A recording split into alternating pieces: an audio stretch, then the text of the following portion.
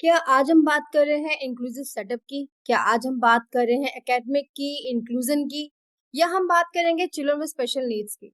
हर बार हम इन्हीं टॉपिक के बारे में बात करते हैं, लेकिन आज हम बात करेंगे एक स्पेशल पेरेंट्स से।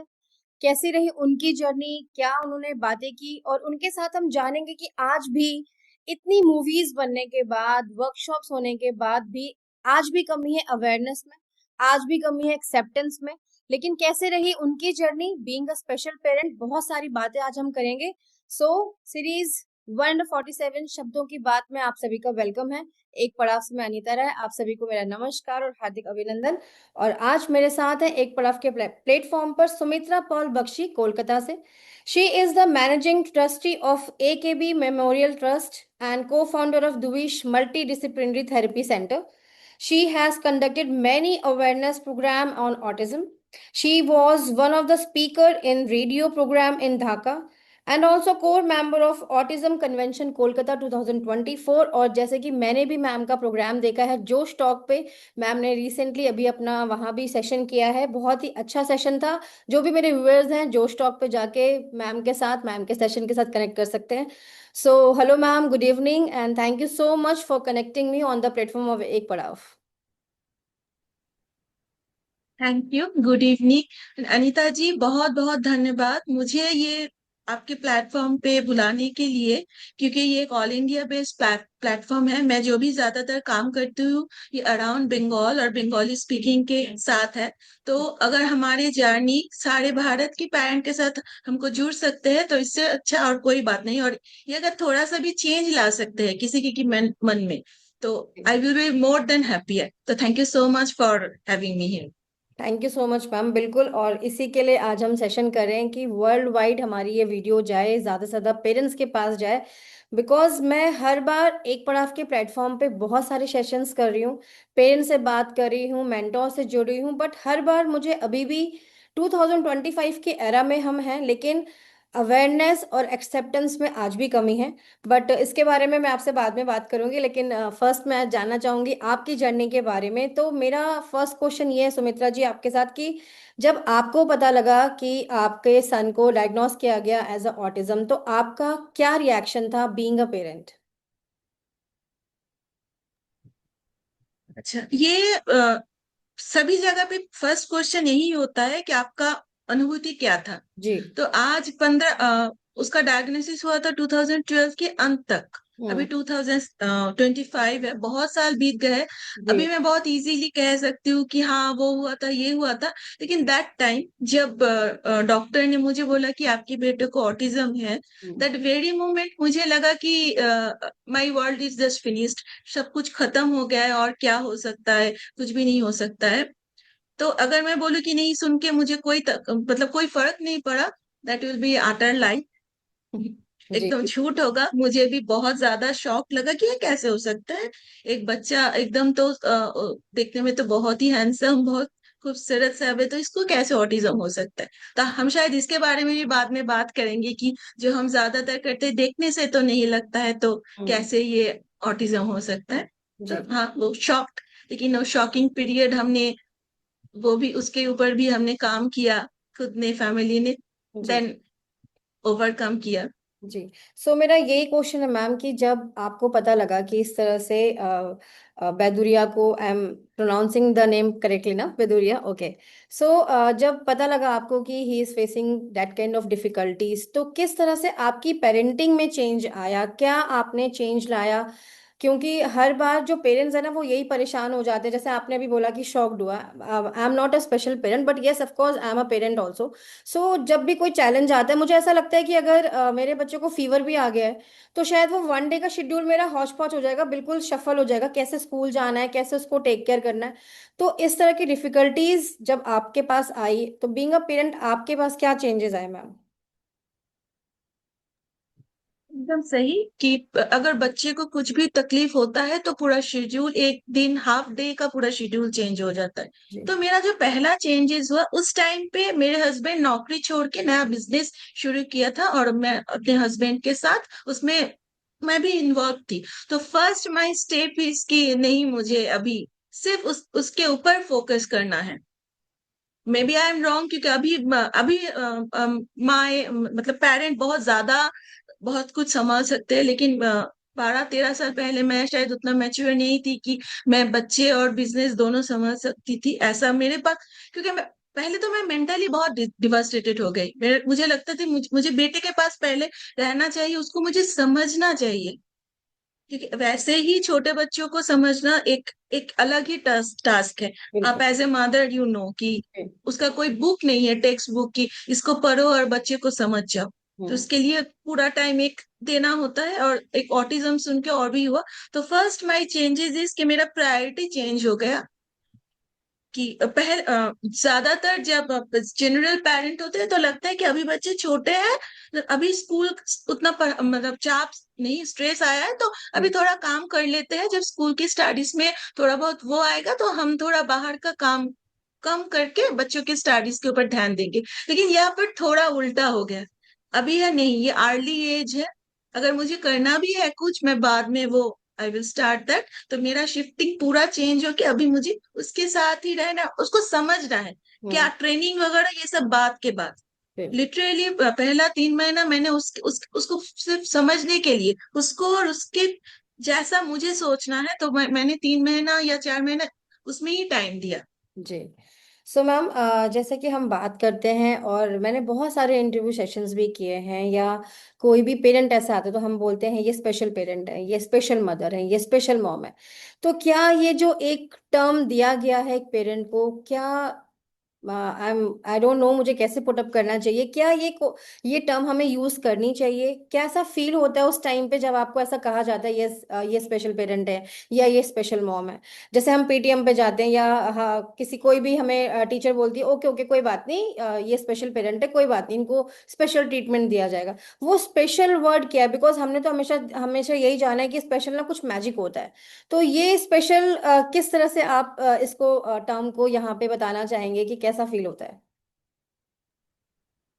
स्पेशल पेरेंट ये कहा जाता है एक्चुअली, ये मतलब बच्चे के नाम से जो माए जाने जाते हैं उसका ही एक और एक वादा है ये, कि बच्चे स्पेशल नीड्स है तो उससे ही पेरेंट भी स्पेशल नीड्स है। हम्म। शायद मैं उतना पॉलिटिकली करेक्ट नहीं साउंड करूंगी, लेकिन स्पेशल बच्चा स्पेशल पेरेंट का ये मतलब नहीं है उसके पास कोई स्पेशल मैजिक है। जी। Actually the full term is special needs children hmm. Adult. तो उसके बाद स्पेशल नीड्स चिल्ड्रन की माए जी। पिता है, ऐसा होना चाहिए। तो नहीं, हमारे पास कोई एक्स्ट्रा वो नहीं है, मतलब पावर नहीं है। कोई कोई लोग सुपर मॉम सुपर पावर ऐसे भी बोलते हैं।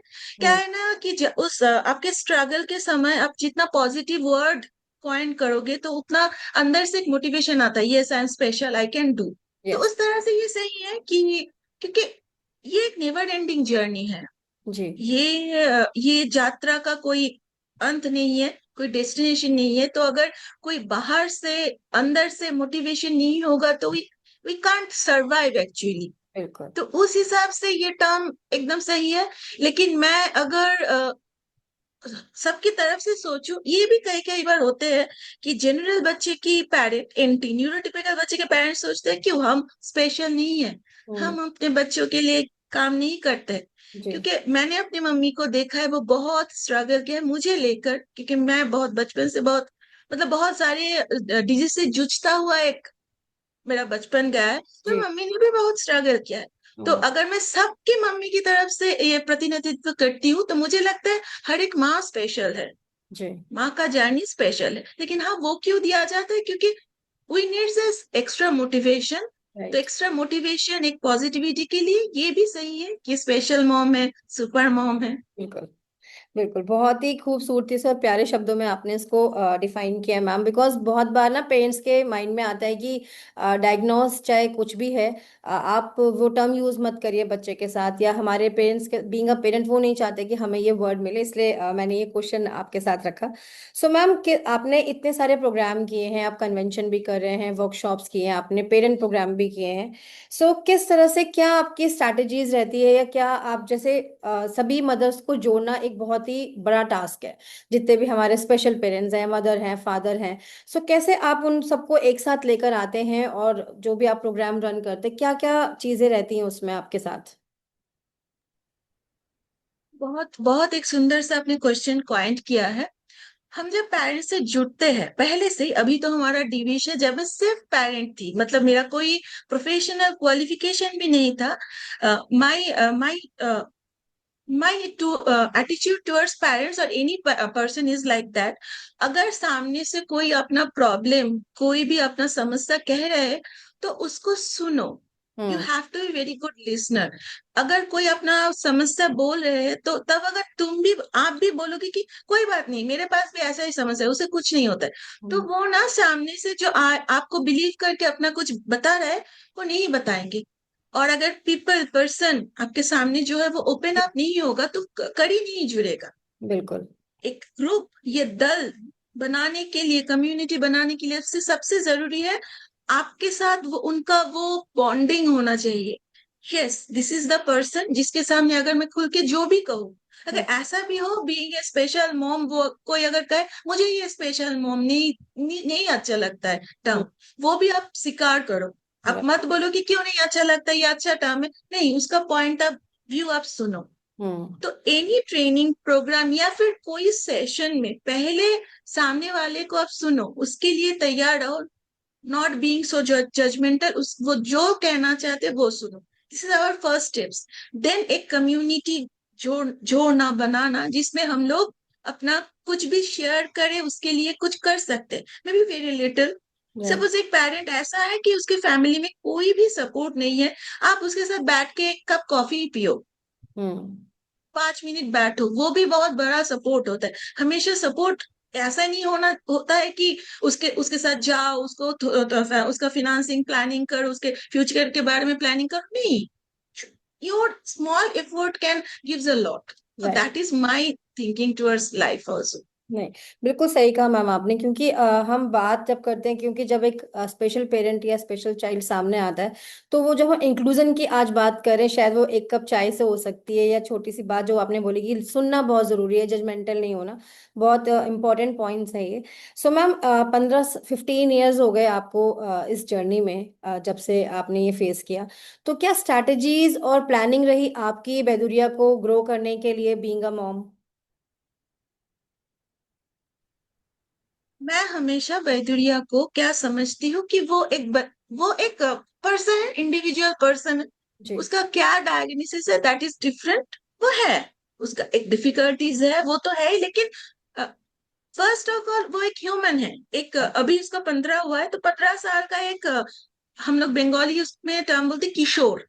टीनेजर, हिंदी में भी शायद किशोर ही बोलते हैं। तो बिल्कुल। किशोर है, उसका खुद का एक, जब वो बच्चा था, 2 साल का बच्चा था, उसका कुछ नीड्स था जो 2 साल के बच्चे का होता है। मैं पहले वो सुनने समझने की कोशिश करती हूँ, ना कि ऐसे कि पहले ही मैं ऑटिज्म ग्लास लेके बैठ जाती हूँ कि उसको ऑटिज्म है इसलिए वो ऐसा कर रहा है, वो तो नहीं। वो तो एक प्लानिंग का पार्ट है, लेकिन मैं पहले वो जो कहना चाहते हैं अनस्पोकन वर्ड्स, हम्म। क्योंकि ज्यादातर ऑटिस्टिक बच्चे अगर वो बोल भी पाते हैं, उसके अंदर की इमोशन हमेशा वो एक्सप्रेस नहीं कर पाते। तो एज ए मॉम मेरा कोशिश है कि उसके बातें को, अनस्पोकन वर्ड स्पेशली, उसको समझना और उसका वॉइस होना। हम्म। आपको आपको आश्चर्य होगा जान के, मैं बहुत ही एक इंट्रोवर्ट पर्सन थी, जी। लेकिन I want to become my son's voice. So hmm. That is how all the journey started, कि मुझे मेरे बच्चे की आवाज बनना है, उसके साथ साथ बाकी जो बच्चे वो भी मेरे ही बच्चे हैं। तो that is my main strategy, उनके मन को समझना, हम्म। एज ए ह्यूमन उनके मन को समझना, उसके बाद ऑटिज्म को लेके भी आगे बढ़ना। जी। तो मैम, बहुत बार ना बहुत सारे पेरेंट्स ये मानते हैं कि अगर हम कुछ स्टोरी शेयर करते हैं, कुछ सक्सेस स्टोरी अगर हम बच्चों की शेयर करते हैं, तो कुछ पेरेंट्स ये भी बोलते हैं, बिकॉज हर एक जो डिफिकल्टीज है उसके लेवल्स भी हैं, माइल्ड, मॉडरेट, जिस तरह से आपने भी बेदुरा के इंट्रो में आपने भी वहाँ पे मेंशन किया है। सो कुछ पेरेंट्स ये कहते हैं कि जो हाईली फंक्शनिंग है तो उनकी ग्रोथ अच्छी हो जाती है, वो कहीं ना कहीं सक्सेस मिल जाती है, बट हर एक बच्चे के साथ ऐसा नहीं होता है, किसी का सीवियर लेवल भी होता है। तो उस केस में अगर किसी की सिवियरिटी ज़्यादा है, तो वहाँ पे किस तरह से हम पेरेंट को काउंसल करेंगे कि जो हम कैपेबिलिटी की बात करें या एबिलिटी की बात करें, वो भी वहाँ पे है उस बच्चे के साथ, किस तरह से हम गाइड करेंगे मैम? बहुत सुंदर से क्वेश्चन, और ज्यादातर हम लोग यही फेस करते हैं। तो इस हिसाब से मैं पहले बैदुरिया की एक बात बोलूं कि बैदुरिया का आज भी ऐसा होता है, वो जो शूट में जाते हैं, वो शूट ब्रांड शूट इसमें जाते हैं, जी। बहुत समय ऐसा होता है कि वो बहुत वेल डन पूरा सेशन कंप्लीट करके आ जाते हैं, लेकिन ऐसा भी होता है कि उसको मेल्ट डाउन हो जाता है उस सेशन में। हम्म। तो अगर उस समय मैं ऐसा करूँ कि उसका कुछ नहीं हो सकता है, ऐसा क्यों? मैं कह रही हूँ बैदुरिया को, Baiduria is a person, human person, एक मानव जाति है, लेकिन उसके साथ साथ उसके एक डिफिकल्टीज है, उसको ऑटिज्म है। तो ऑटिज्म के कारण अगर कोई सिचुएशन में उसको एंजाइटी ज्यादा हो जाता है, उसको अगर मेल्ट डाउन होता है, we have to accept that. Right. और हमें उसको बताना पड़ेगा कि ये आई अंडरस्टैंड, उस सिचुएशन ऐसा था, तुमने चाह के भी उसमें एडजस्ट नहीं कर पाए खुद हम्म। को, इट्स ओके। तो हम्म। ये तो बेदुरिया की बात है, लेकिन ऐसा भी होता है कि बहुत सारे इतने सीवियर बच्चे हैं कि उसके पेरेंट नहीं लाज ले जा सकते। जी। इसके लिए कहना चाहूंगी, सक्सेस का अलग अलग पॉइंट ऑफ व्यू है। हम्म।